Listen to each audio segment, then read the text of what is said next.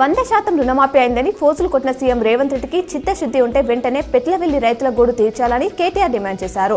రుణమాఫీ పూర్తి అని చెప్పిన సీఎం మాటలు బూటకం అనే దానికి నాగర్ కర్నూలు జిల్లాలోని పెట్లవెల్లి సజీవ సాక్ష్యం. 499 మంది రైతుల్లో ఒక్కరంటే ఒకరికి రుణమాఫీ కాకపోవడం పచ్చి మోసం కాక మరేమిటి?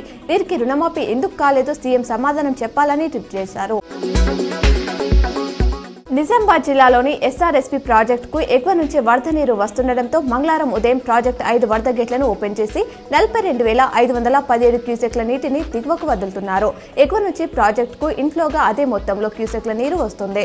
ఇక ప్రాజెక్టు పూర్తిస్థాయి నీటి మట్టం 1091 అడుగులకు గాను తాజాగా 1090.9 అడుగుల నీరు నిల్వ ఉన్నట్లు అధికారులు తెలిపారు. డిచ్పల్లి మండలం రాంపూర్ రెడ్ క్రాస్ ఆధ్వర్యంలో నిర్వహించబోయే వృద్ధాశ్రమంలో పనిచేసేందుకు అర్హులైన అభ్యర్థుల నుంచి దరఖాస్తులు ఆహ్వానిస్తున్నట్లు జిల్లా రెడ్ క్రాస్ చైర్మన్ ఆంజనేయులు తెలిపారు. Home coordinator, assistant coordinator, ANM, వంట మనిషి, వంట సహాయకుడు, మల్టీ టాస్కింగ్ స్టాఫ్ పోస్టులు ఖాళీగా ఉన్నాయన్నారు. నగరంలోని సార్వజనిక్ గణేష్ శుభం కరోతి కళ్యాణ గణపతి ఆలయంలో 4వ రోజు అర్చకులు ప్రత్యేక పూజలు నిర్వహించారు. పెద్ద ఎత్తున భక్తులు పాల్గొన్నారు.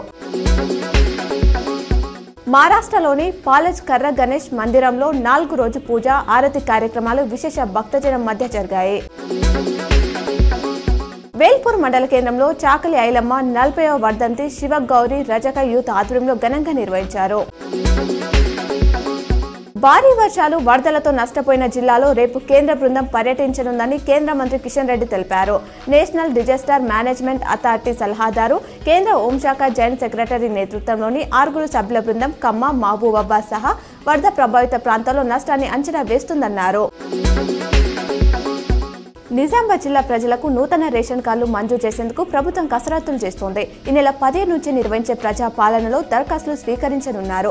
ప్రజాపాలనలో కార్డులు లేని వారికి ఇస్తారా, కుటుంబీకుల పేర్లు జత చేరుస్తారా, ప్రస్తుతం ఉన్న వారికి కొత్త కార్డులు ఇస్తారా తెలియాల్సి ఉంది.